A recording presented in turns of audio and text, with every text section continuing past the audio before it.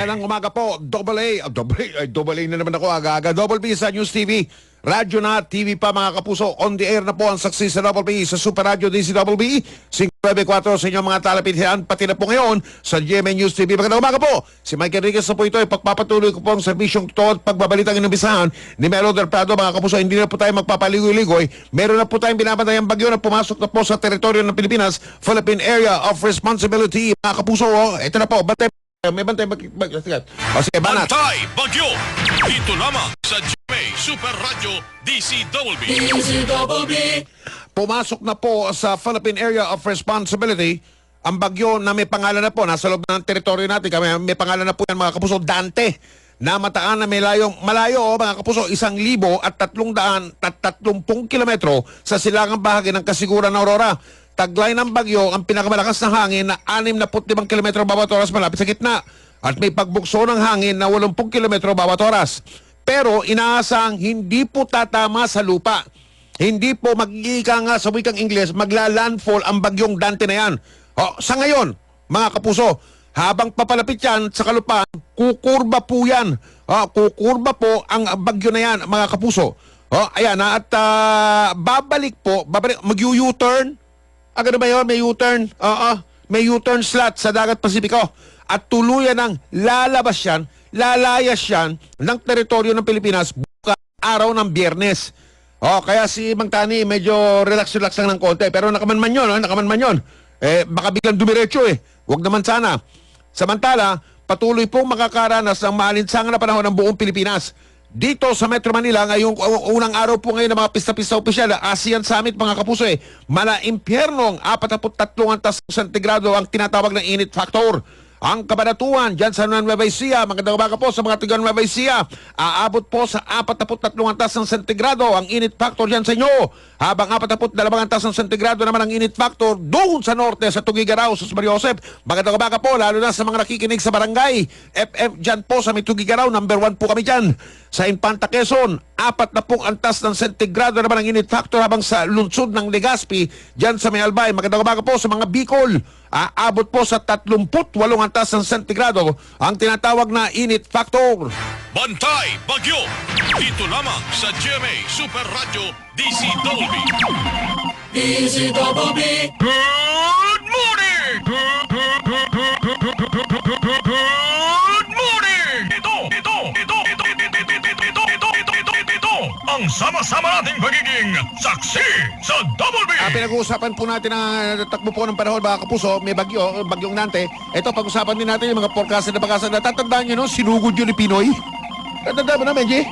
Sumugod si Pinoy doon sa pag-asa. Natandaan mo nun? Nagre-reklamo yung mga tiga-pag-asa ng mga sweldo nila. Di ba, mga sweldo nila at saka mga benepisyo nila. Oo, marami ng mga forecaster, mga kapuso. Alam niyo ba kung saan napupunta mga forecaster, mga piloto ng mga Pilipino? Sa ibang bansa, mga kapuso. Yung ibang bansa ang nakikinabang sa husay at sa kaalaman, at sa karanasan o experience sa mga forecaster natin. Ito, si Alan Gatos, may balita tungkol sa mga forecaster natin na magigiting. Magandang umaga po, mga taga-pag-asa. Alan Gatos, pasok!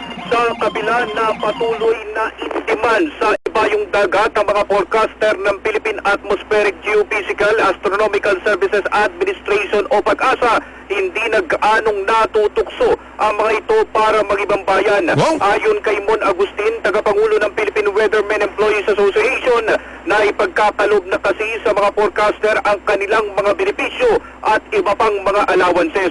Sakali na maipasa naman ang Magna Carta na hinihintay ng mga tagapag-asa, lalo pang tataas ang sweldo maging ang benepisyo ng mga forecaster. Noong 2014, umabot na sa 33 mga forecaster ang nag-ibang bansa at may isang pagkakataon na halos 5 senior forecaster ang sabay-sabay na nag-abroad para doon na magtrabaho. Hindi kasi bababa sa 200,000 piso ang iniaalok na sweldo kada buwan para sa ibayong dagat sa mga Pilipinong Magkano forecaster. ang sweldo ng forecaster?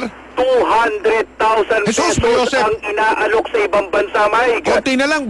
konti na lang, sweldo yun ng Benji Alejandro Nako, laki. 200,000 kada buwan? Kada buwan, May. Yun ang pinakamababa? Yan ang pinakamababa na iaalok na sweldo. Halos dikit na yun sa sweldo ni Benji Alejandro. Nako. Alang gatos. Sana, Grabe, Benji oh. Alejandro din ako. Pero 2 taon na anya ang nakakalipas simula nang umalis sa pag-asa ang ilang forecaster gaya ni Didoy Cada na nagpunta sa Qatar at Mario Palafox na nagpunta naman sa Australia. Sa kabila nito, wala nilang nakikitang mabigat na dahilan sa ngayon para iwan ng mga forecaster ang kanilang trabaho sa pag-asa dahil maayos ang benepisyo na kanilang natatanggap. Dagdag pa dito ang tuloy-tuloy na suporta na kanilang nakukuha mula sa gobyerno para lalong mapag-ibayo ng ahensya ang kanilang kakayahan sa pagtaya ng panahon. Ayong kapuso alanggats ng GMA Super Radio DCWB, walang kinikilingan, walang pinoprotektahan. Ito ang sama-sama nating pagiging saksi sa Double B. Kaya wala pong bagyo ngayon sa pag-asa. Walang bagyo sa pag-asa ko ngayong mga kapuso. Okay na mga forecaster daw natin. Hindi na nangingibang bansa. Okay, mabuhay po kayo dyan sa pag-asa. Lalo na dyan sa may forecasting section o forecasting center. Ang oras po natin, 6 minuto makalipas sa kalim ng umaga. Puntahan po natin, saan ba ito? Sa Ross Boulevard. Malinis na Ross Boulevard. Wala pong traffic ngayon yung EDSA, yung patungo Makati. Pag ganitong oras po, pakapal na ng pakapal yung bilang ng mga sasakyan. Wala po ngayon. Pista opisyal po ngayon. Inuulit po namin sa mga hindi nakakalam. Magandang umaga po sa mga pumapasok dyan, mga nag-uopisina sa Makati. At sa Pasay, at sa Maynila. O dyan lang kayo sa bahay. Makinig lang kayo sa Super Radio DCWB, Radyo na, TV pa. Manood na lang kayo sa GMA News TV. Kayo bakit pamanita dyan mga kapuso. Live na alive ang Super Radio DCWB mga kapuso. Sa GMA News TV, Channel 11 po yan, free TV. Hindi kailangan na mag-cable. Mga kapuso, libre po ito. Ayan. Wala pong pasok ngayong araw na ito, pista opisyal dahil sa ASEAN Summit, sa Makati, sa Pasay, at sa Maynila. Kaya ang traffic po sa EDSA kayo, tuloy-tuloy, dire-diretso mga kapuso. It's a miracle. It's a miracle. It's a miracle. Ito, 30 minuto makalipas ang ika-6 ng umaga. Ross Boulevard, Olan Bola. Pasok! Mike, may kasabihan, kapag wala ang pusa, buwabalik ang mga daga. Ano ibig sabihin mo niyan? Ay, ganyan ang sitwasyon dito sa Baclaran kapag wala nagbabantay ng mga otoridad. Talaga namang kukulit talaga, Grabe. Oo. Panig pa rin ang terminal and safe dito sa kanto ng EDSA at Ross Boulevard. Sus, kala ko tatapusin muna yung ASEAN Summit Hindi na nakahintay. May balak pa nga sila Hanggang Kalaw daw i-clear nila. Pero maging itong mga sasakyan, yung mga sasakyan at babaan o sakayan at babaan ng mga pasahero sa hindi sinusunod. Yan may mga ban. pasaherong bus. Nakikita namin sa News TV yung mga kuha nyo.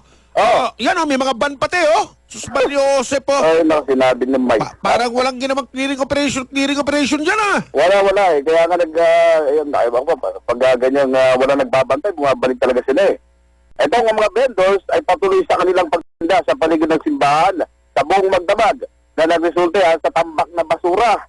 Maging lugar na bawal na pumarada yung mga sasakyan ay hindi umubra kapag walang bantay dito sa Baclaran. Yung ibang vendors bago mag-alas 6 ay naglilibit na at dumating na rin mga dump trucks para kakutin itong mga basura.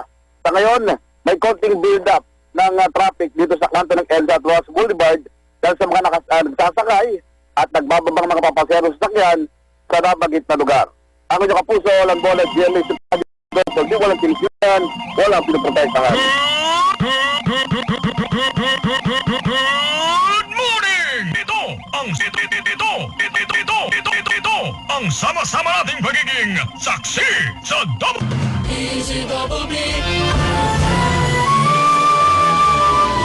Siyamat ka 30 minuto makalipas sa kalim ng umaga. Ito po ang tinatawag na ASEAN Spirit na awit. ASEAN Spirit soar above all frailties and boundaries. ASEAN Spirit roar against war's mist and miseries. ASEAN Spirit roar. Isa na po mga kapuso, summit na po ng ASEAN.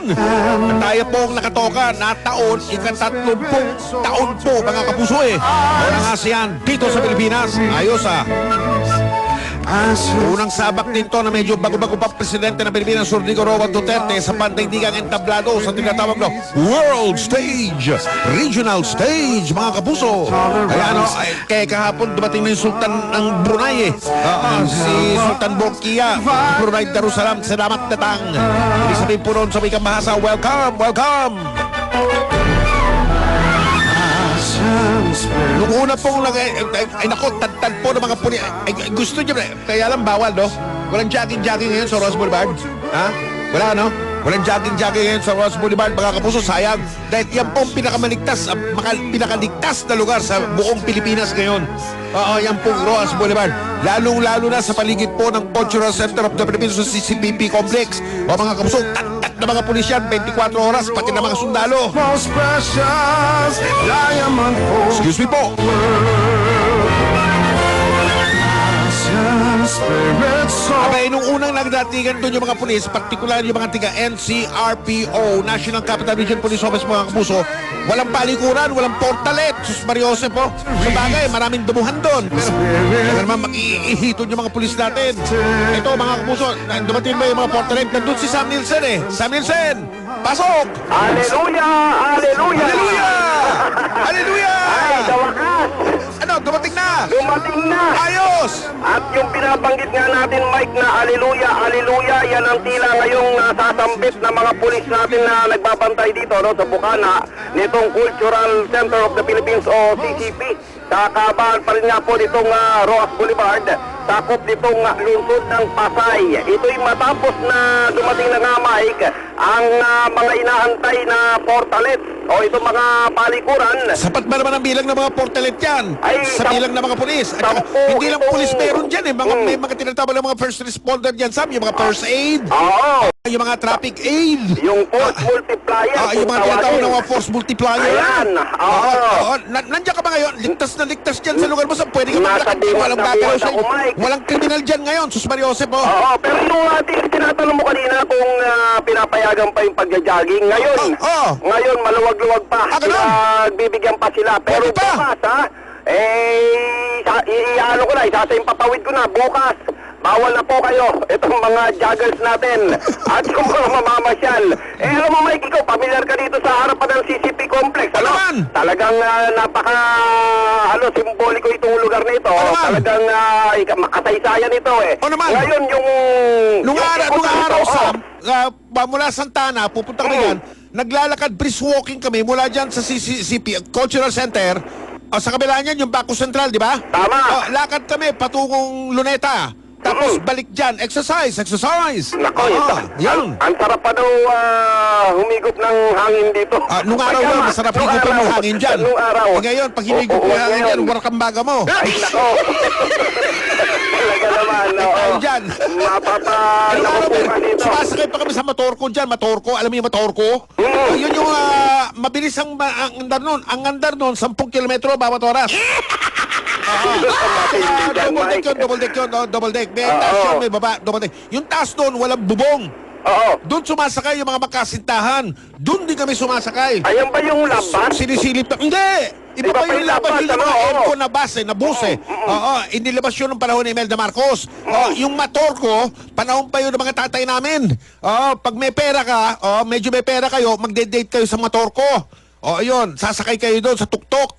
Sam, dahil yun ay tinatawag na open air, walang bubong yun, walang bintana yun. Tapos ayan, umaandar yun ng babagal. Kaya buong kahabaan yun ng Rojas Boulevard. Diwi Boulevard pa nun ang pangalan. Diwi Boulevard, kaya sagap na sagap nyo yung hangin ng dagat. Pati yung hangin ng Manila Bay. Nako, yung mga nanggagaling sa Manila Bay. Kariwa pa yan. Wala nang Motorco ngayon. Ano mo kung bakit? Bakit, Mike?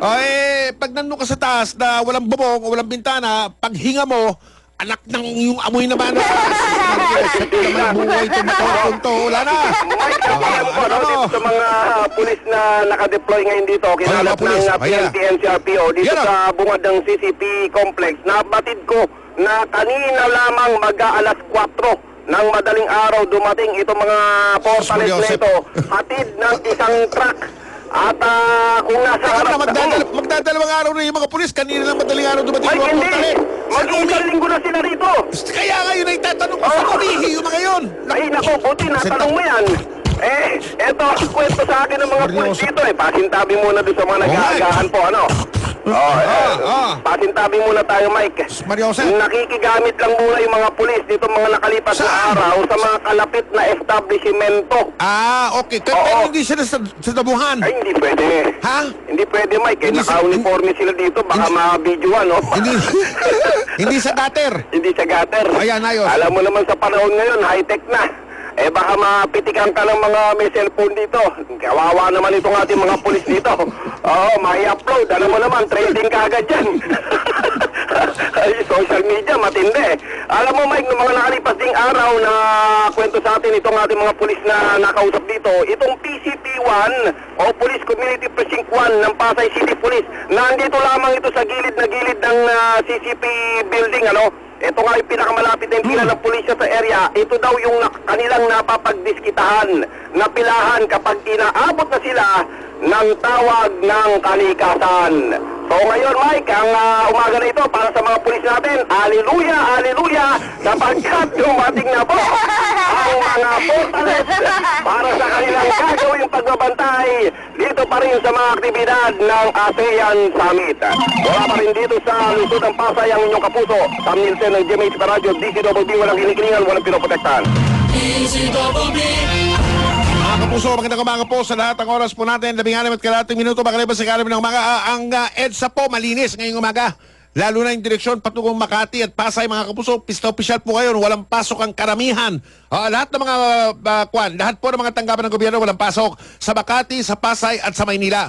Pero yung sa mga pribado, sabi po ng gobyerno, bahala na yung mga amo magdesisyon kung may pasok wala. Pero marami po ang nagdeklara na rin na walang pasok ang mga pribado ngayong ang umaga. Makati, Pasay at Maynila, mga lungsod. Bukas, buong Metro Manila, wala. Yung mga may summer class, walay. Mga kapusong oras po natin, 17 minuto makalipas sa ikarim ng umaga. Hindi natin tatantanan ang mga balita at mga komentaryo sa programang Saksi sa Double B. Good morning! Ito ang sama-sama nating pagiging saksi sa Double B! Saksi sa Double B!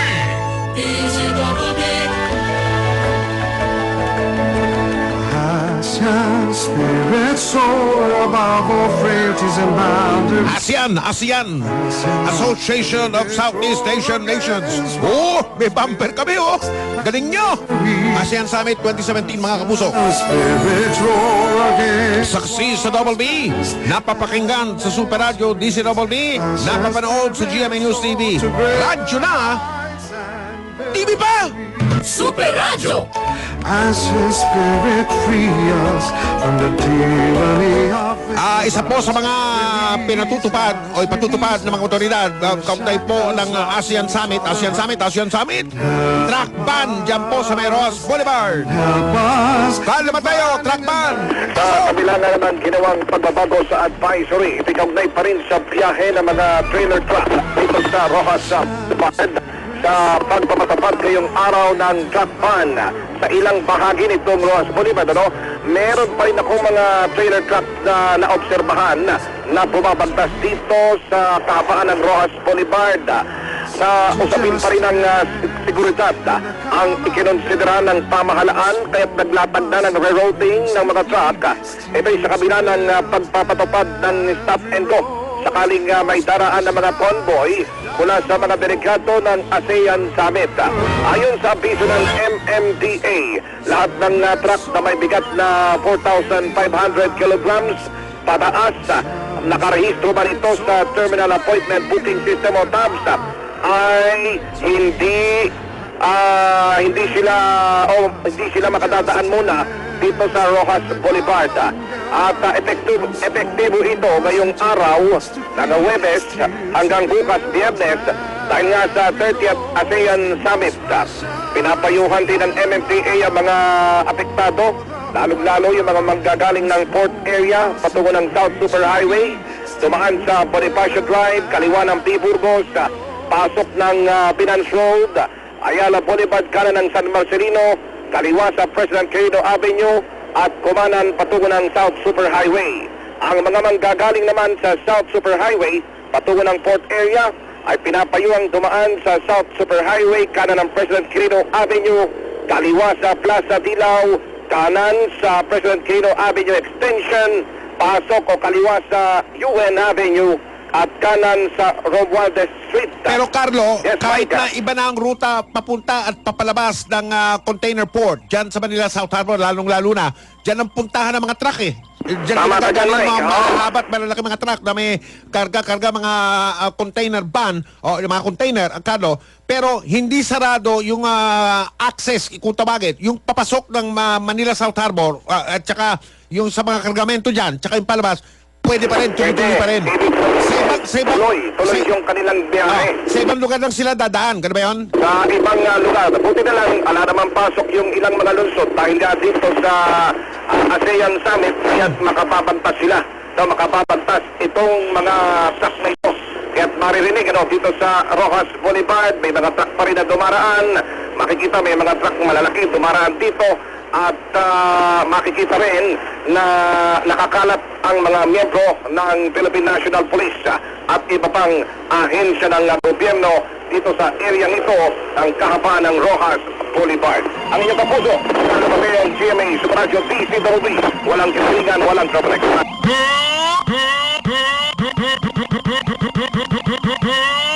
morning! Ito ang saksi sa Double B! Super Radio DCWB Special Coverage.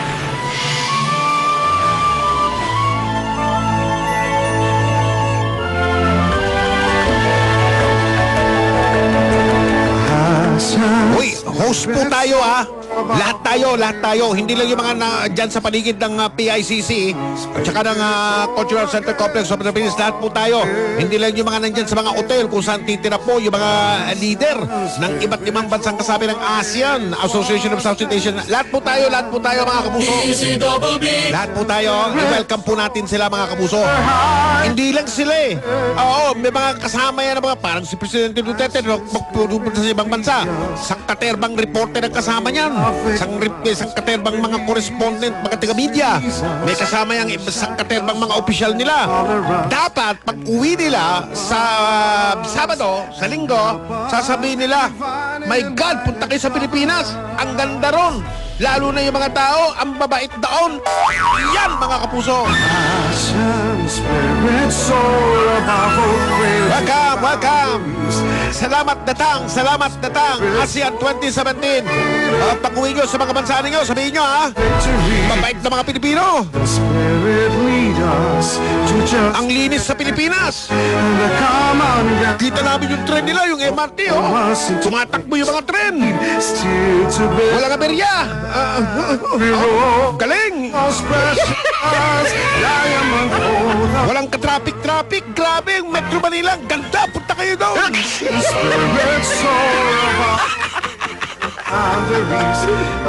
Naloko na. Ang oras po natin, alas 6:32, 32 minuto makalipas sa ika-6 ng umaga.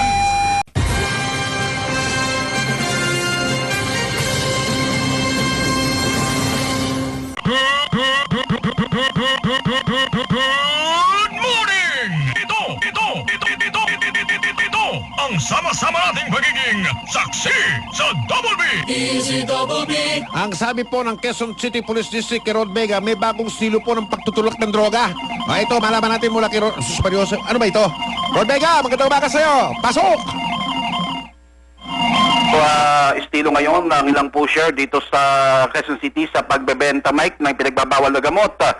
Ito ang inahayag ni Chief Inspector Perdy Mendoza, ang hepe ng District Drug Enforcement Unit, matapos mahuli sa isang bypass operation sa loob ng isang kwarto ng isang apartel ang isang sospek. Sinabi ni Mendoza na dahil sa pinag-higpit na kampanya laban sa droga, minamabuti na ngayon ng ilang pusher na mag-check-in na lamang sa mga motel o apartel. Tapos? Magche-check-in doon. Tapos? Tapos yung kanilang katransaksyon sa pamagitan ng text o tawag, para alam nila kung anong room number ang pwedeng puntahan. Ganon? Oo, doon na lamang daw magpapalitan ng pera. Parang yung droga. tindahan nila ng shabu. Oo, doon ang bentahan droga? sa loob. loob na lang ang motel at saka mga apartel. Hindi ba alam niya ng mga pangasiwaan ng mga hotel at mga apartel na yan? Iyan ang maganda ngayon, Mike. Na may kalakaran ng droga doon sa loob ng kanilang establishmento, Rodbega? Yan maganda ngayon, Mike, sapagkat merong ilang mga motel at apartel sa Quezon City ang direktang nakikipag-ugnayan sa QCPD pag meron silang nakikitang mga yan, ayos yan. kahit hinahinala. Kaya nang nangyari dito kanina sa kanilang drug bypass operation, diyan naman sa isang apartment dito sa Kamuning Road kung saan isang Rolly Ulan ang naaresto. At ito ay nakuha na mahigit 35 gramo ng shabu at yung kanyang kasama doon sa loob ng room na yan, sa hotel na yan, ay nakatakas matapos ang drug bypass operation. Hindi na yung sa kalye, ang kalakaran. Isasabi mo, Rodbega? May mga ibang pusher, Ha? Mike, sinasabi ng Kasi QCPD. masyadong lantad sa kalye. Disimulado nga naman, pagdating sa hotel room, ite-text mo lang kung may parang kang parokyano, ite-text mo na lang yung hotel room number, akyat yun, yung bibili, tapos doon lang kayo sa hotel na makikipagkatransaksyon. At ang hiling lang ng QCPD ay sana yung lahat ng apartel, yung mga motel dito sa Quezon City, makipagtulungan sa kanila, ipabatid sa kanila kung may kahina-hinalang nag-check-in sa kanilang mga establishmento. Ang inyong kapuso, Rod Vega ng GMA Super Radio, DCWB lang kinikilingan, walang pinoprotektahan. Alas 6:40 na po ating oras, 20 minuto na lang po, alas 7 na may papasok na flash report. Pinag-uusapan po natin ang Quezon City. Mula po sa Quezon City, itong flash report ito ni Alang Gatos. Super Radio DCWB Flash Report. Alang Gatos Flash Report. Pasok, Alan! Nabulabog ngayon itong bahagi ng Arayat Cubao mula sa may bahagi ng EDSA matapos na maglunsad ng clearing operation ang pinagsanib na puwersa ng Quezon City Anti-Crime Group at kayo na rin ng Quezon City Police District para linisin itong kahabaan ng Arayat Cubao at ilang pang mga bahagi. Malayo yan sa Kwan, ha? Malayo yan sa Cultural Center of the Philippine Complex, ha? Walang dadaang mga kinatawan ng ASEAN dito. Wala, malayo yan. Wala. Hindi ramdam ang ASEAN Summit yan sa lugar na yan. Hindi. Pero dahil na rin sa inilunsad na programa ng Metro Manila Development Authority para linisin ang mga sidewalk at madaanan ng mga motorista, ay kinailangan na isagawa itong ganitong klase ng mga operasyon at binabanggit sa atin itong mga kinatawan ng Quezon City Anti-Crime Group at kayo na rin ng QCPD ay talagang hindi madaanan itong kahabaan ng Arayat sa Cubao dahil na rin sa talagang punong-puno ito ng mga nakaparadang tricycle at gayon na rin ng mga tindera. Yung sidewalk nilinis nila mula sa mga paninda, mga gamit at kung ano-ano pa para nang sa ganon ay talagang madaanan na ito hindi lamang ng mga motorista kundi maging na rin ng mga tao na naglalakad sa kalsada. Kung makikita dito sa mga kuha natin sa Skype sa mga oras na to, Mike, sa isa sa mga truck sasakyan ngayon ng Quezon City Anti-Crime Group, yung dami nung mga nakumpiska nila ng mga gamit sa kalsada. Ito may lamesa, may gulong, may mga halaman at kung ano-ano pa na isinakay sa truck dahil na rin sa nakahambalang ito sa kalsada. Sa ngayon, nakikita ko, unti-unting lumilinis itong bahagi na to ng Arayat sa Cubao. Kung makikita, kanina itong kalsada kung saan nakatutok ngayon itong ating camera sa Skype ay talagang halos malinis na, wala na yung mga tricycle. Kita namin sa GMA News TV dahil radyo na tayo, TV pa. Double B sa News TV tayo. Linis, oh! Kanina Yan itong ba yung mismo kalsada... Arayat pinapakita nyo? Arayat Street ba yan? Mike. Grabe, walang sasakyan. Sus Mariosep, Itong kalsada kanina na to, Mike. Dinaig pa niya ng Biyernes Santo, ah.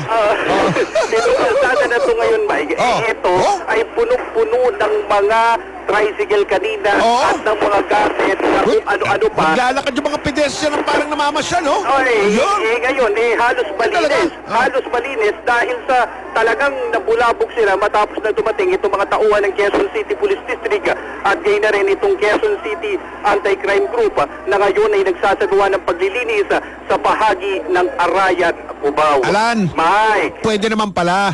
Pwede, Mike. Pwede. Hindi lang pwede. Pwede.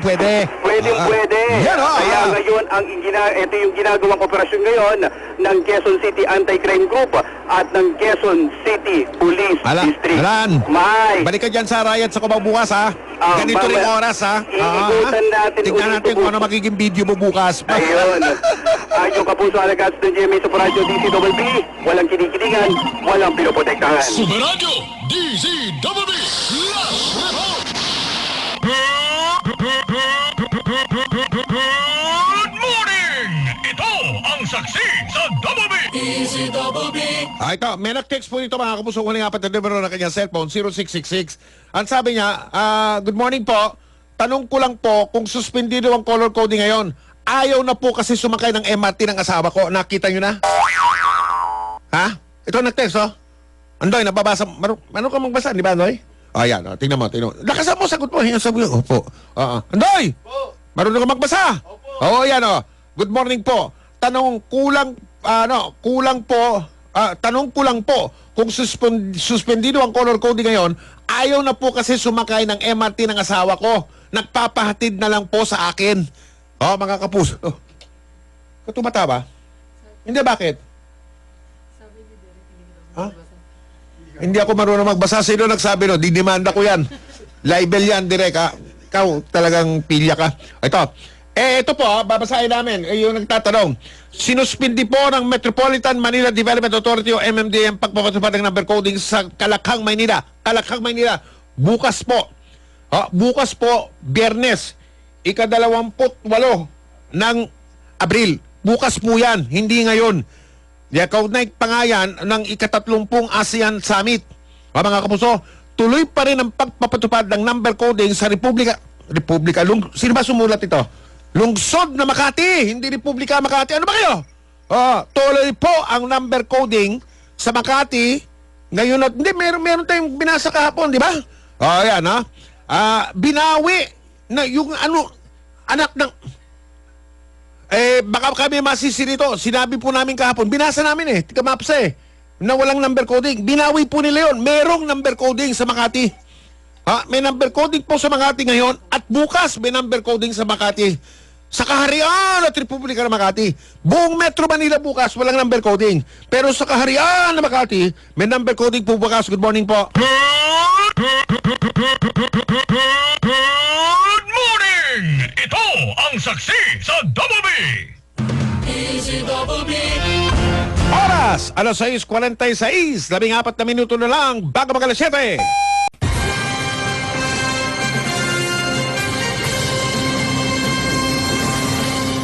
Good morning! Ito ang saksi sa Double B. Magandang umaga po at binigayang pakikinig at panonood sa Double B sa News TV kina Alma at Vinir Villasor at kay Tatay Eddie. Magandang umaga po.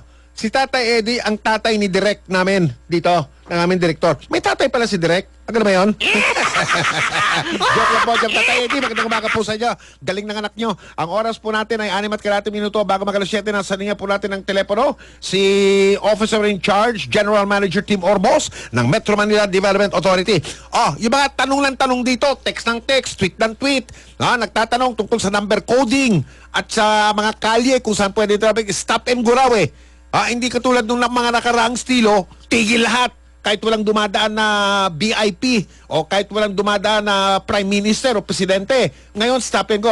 Para direktang marinig ninyo mismo sa kanya, kinontak na po namin. Buti naman na-contact namin si GM Tim Orbos. GM, magandang umaga po.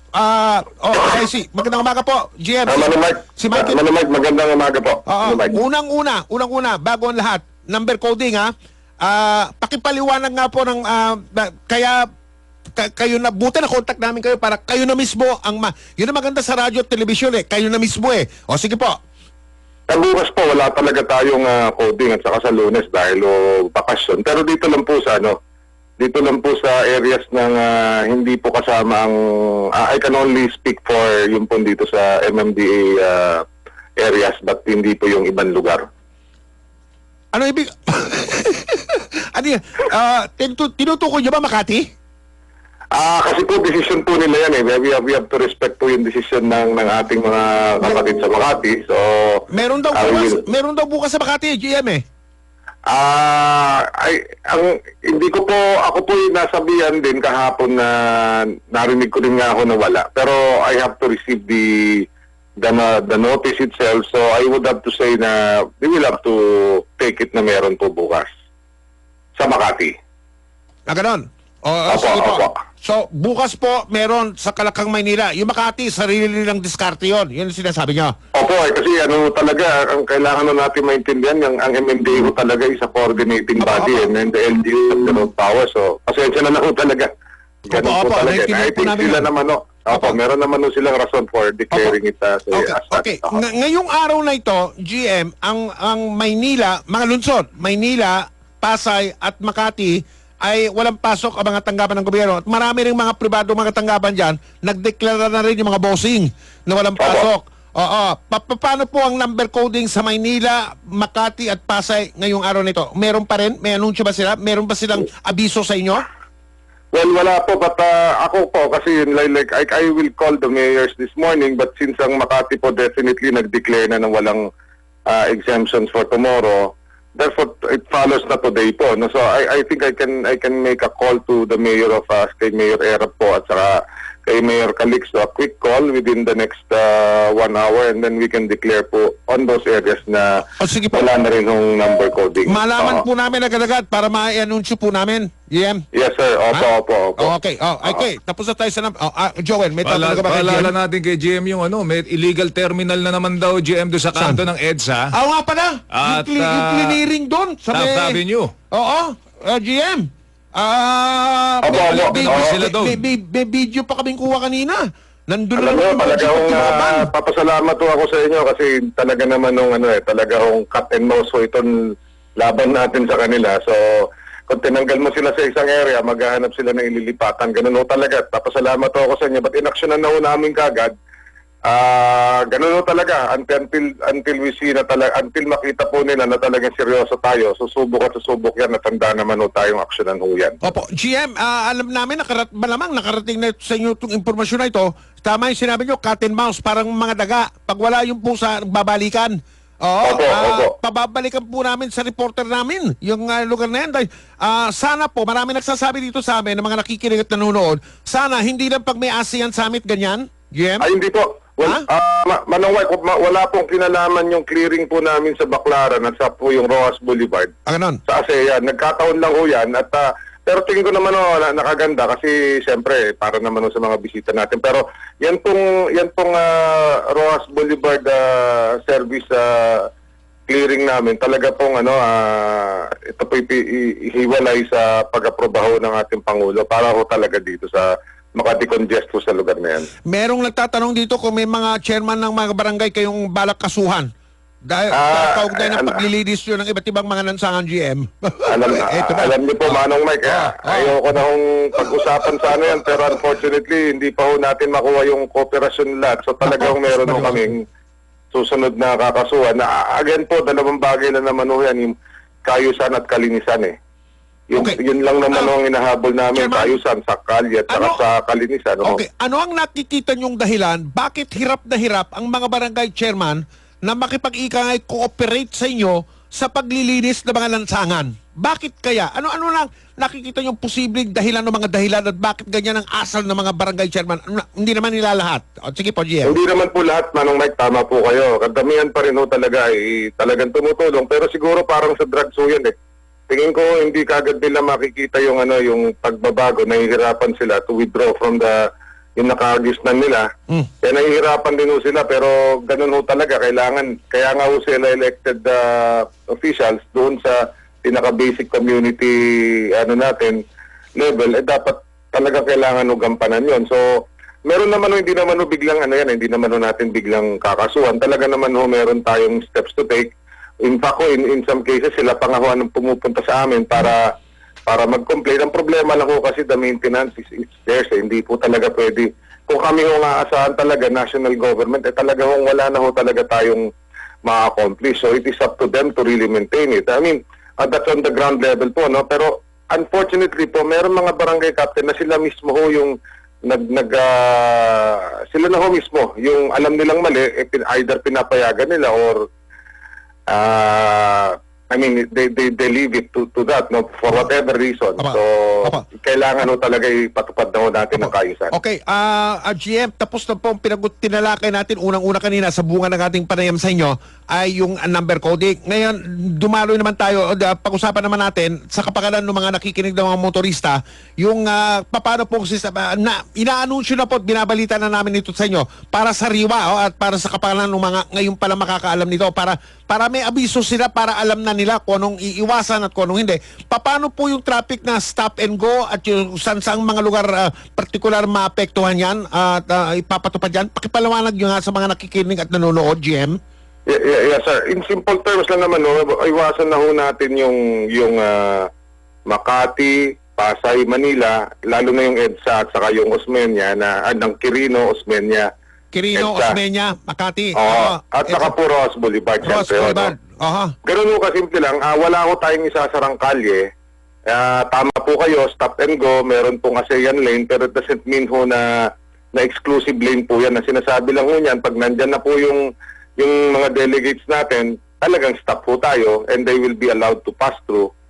But afterwards, pwede na hong gamitin yan. Wala ho tayong isasarang lane. Para yung biyahin nila mula sa kung saan man sila manggagaling, sa hotel o kung saan, tuloy-tuloy hanggang doon sa may PICC. Gano'n ba yun? Opo, confined lang ho tayo hanggang Makati. Unlike ho last yung AIPEC ko, meron tayong isang world leader that opted to stay sa Shangri-La sa EDSA. So nagkaroon ho tayo talaga ng napakahirap po, closure talaga at that time. But ito ho talaga, no closure.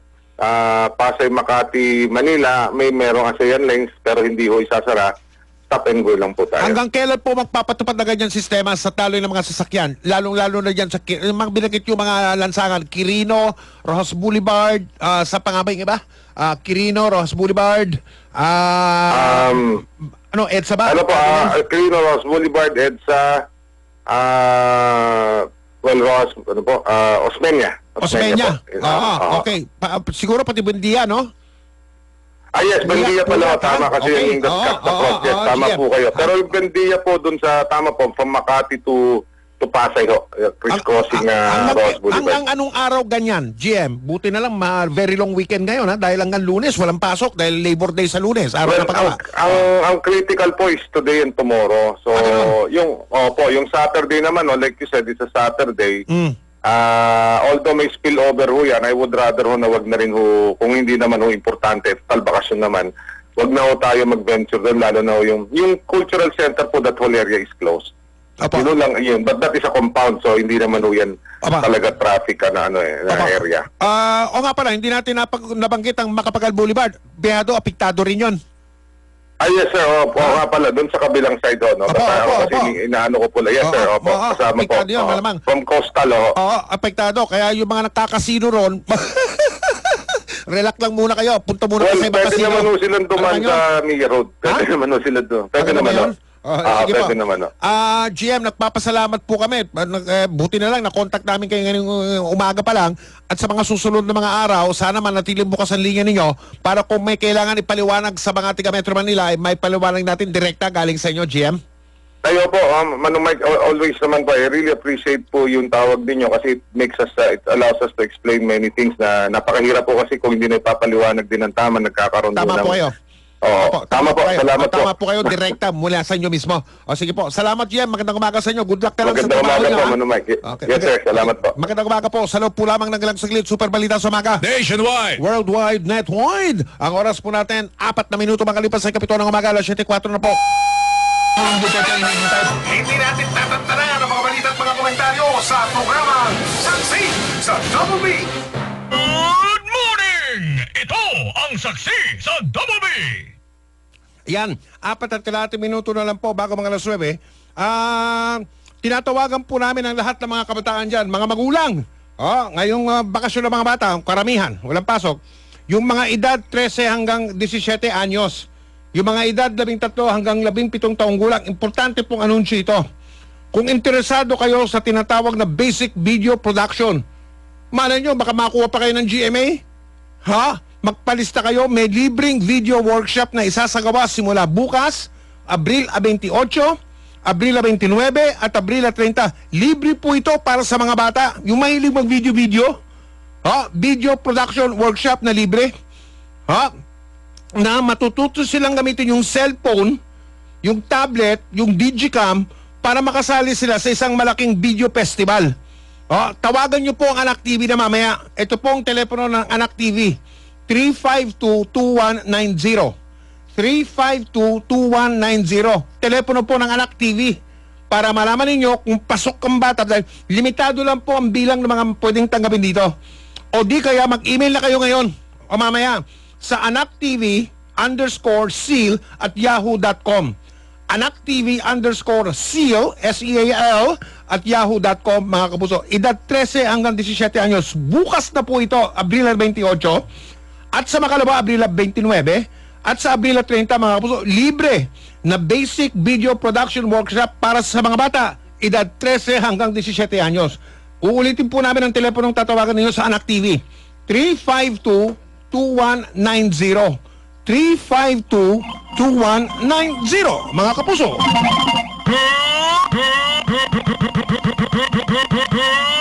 morning! Ito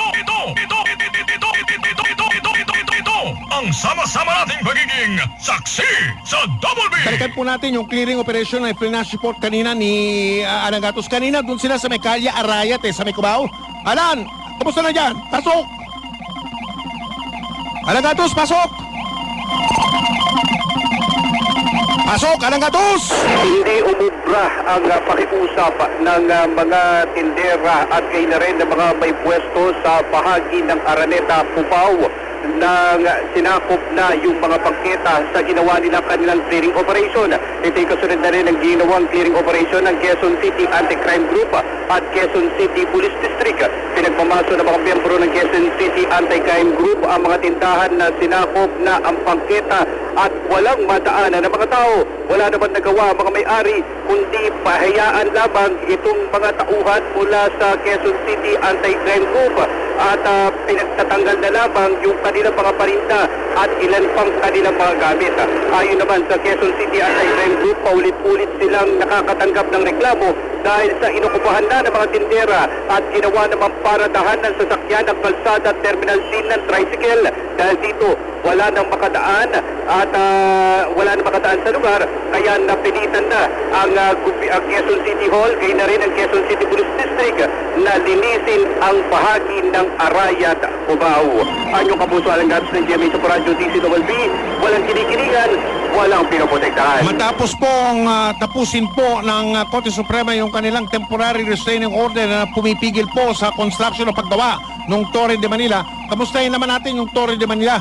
Natatandaan ko pa ho nung araw na inilabas yung TRO, di ba? Ang daming nawala ng trabaho doon. Yung mga karpintero, yung mga construction mo, di ba? Kinover natin yun, Benji Libanag Ngayon naman, mga kapuso, tignan natin kung ano nangyayari sa Torre de Manila matapos tanggalin na ng Korte Suprema yung TRO o Temporary Restraining Order nila. Carlo Mateo, kamusta na dyan? Pasok! Ilang araw matapos inabas ang desisyon ng Korte Suprema, kaugnay nga ng kontrobersyal na Torre de Manila na pinaguriang pambansang photo bomber, nagpapatuloy ang nakabibinging katahimikan sa loob nitong compound ng Torre de Manila dito sa Taft Avenue. Nasumpungan ko sa nakasaratong gate nitong Torre de Manila ang dalawang lalaki na nag-a-apply bilang trabahador matapos mabalitaan na nagdesisyon ng Korte Suprema favorable sa DM Consunji Incorporated sa itinatayong Torre de Manila. Ang tugon naman ng nakatalagang security guard ay makipag-ugnayan na lamang itong dalawang lalaki na naghahanap ng trabaho sa kanilang main office ng DMCI sa Taligga.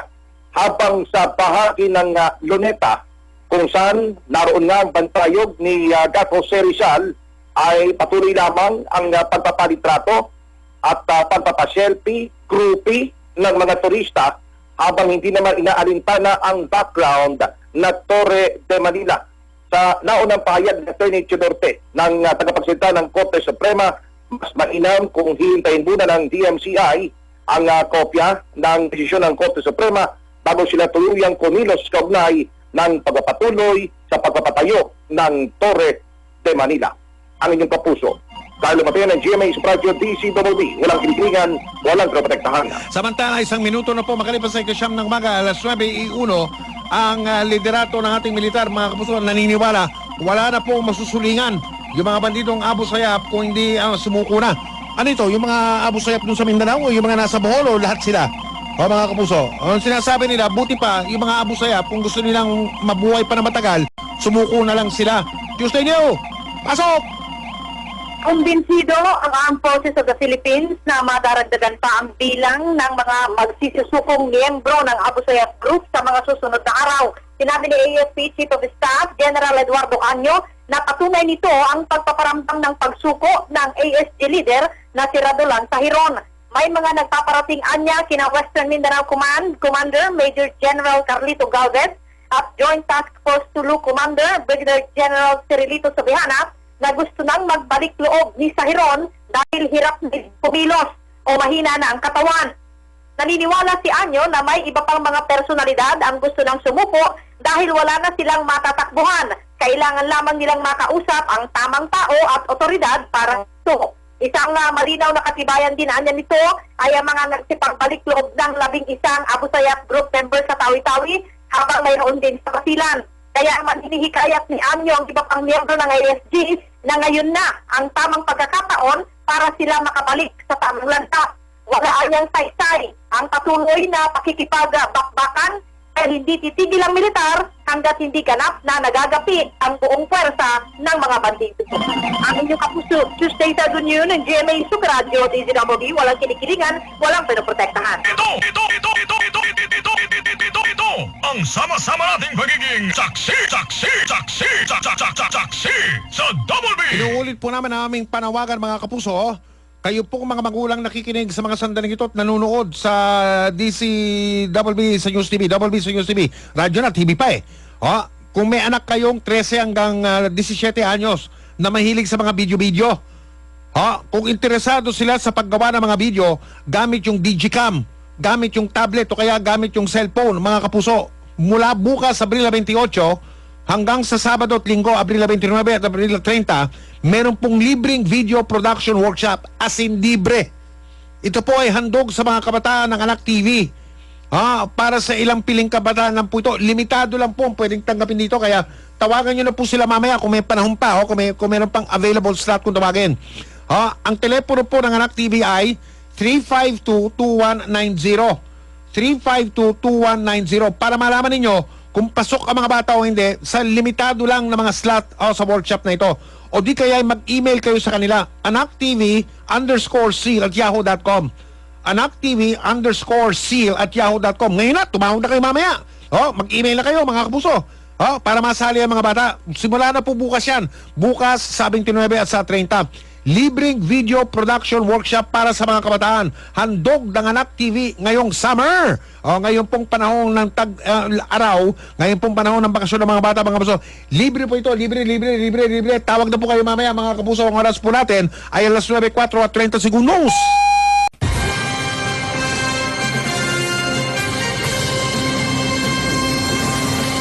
Sabi po kahapon ba nung makalaba ni Senador Franklin Drilon, miyembro ito ng oposisyon Partido Liberal yan patay na raw yung pagbabalik ng parusang kamatayan o parusang bitay sa Senado. Ngayon naman, sabi po ng isa sa mga kaalyado, kakampi ni Pangulong Duterte sa Senado, si Senador Tito Sen, Tito Soto, hindi pa, buhay pa. Ano ba talaga, kuya? Nimparabelo, pasok! May sinabi ni Senate Majority Leader Tito Soto na buhay ang death penalty bill sa Senado. Taliwas nga yan sa sinabi ni Senate Minority Leader Franklin Drilon na patay na ang panukala. Tapos sabi ni Drilon, 13 senador ang ayaw sa death penalty bill kaya may tuturing nitong patay. Sinama niya sa bilang ang nakakulong na si Senator Laila de Lima. Wala namang tangsa si Senator Soto sa bilang ng boto na maaaring makuha pabor sa death penalty bill pero sa kanya o ang kanyang tiyak ay malamang daw yung tututo dito kasi kunti ng 6 na nasa minority block na pinanungunahan ni Drilon. Inungkat na nagkamali na rin sa pagbibilang o sa pag-land count si Drilon kagaya ng dirian ng Senate President na hindi nakuha ni Drilon o ng kanyang mga kapanalig. Sa Soto, dapat pakinggan naman ng mga senador ang tinig ng taong bayan hindi sa death penalty. Tinukay ang resulta ng survey ng Social Weather Station noong Marso kung saan sinabing 61% ng mga Pilipino o 3 sa 5 Pilipino ay pabor sa parusang bitay. Sabi naman ni Senator Sherwin Bensusian, mas matatansya kung napapaglaro nito ang mga senador sa death penalty bill batay sa magiging final draft nito at batay din sa mga komento na isusulong na patawag nito. Talaga nasa Committee on Justice and Human Rights pa ng Senado ang death penalty bill. Sama ng komite si Senator Richard Golden na kontra sa panakala pero na nga kumidiya sa mga debate at pag-isip nito. Ano ka punto? News para sa sarado dito na hindi mo na sinikilingan walang pagkakaan. Good morning! Ito ang sama-sama nating pagiging saksi sa Double B!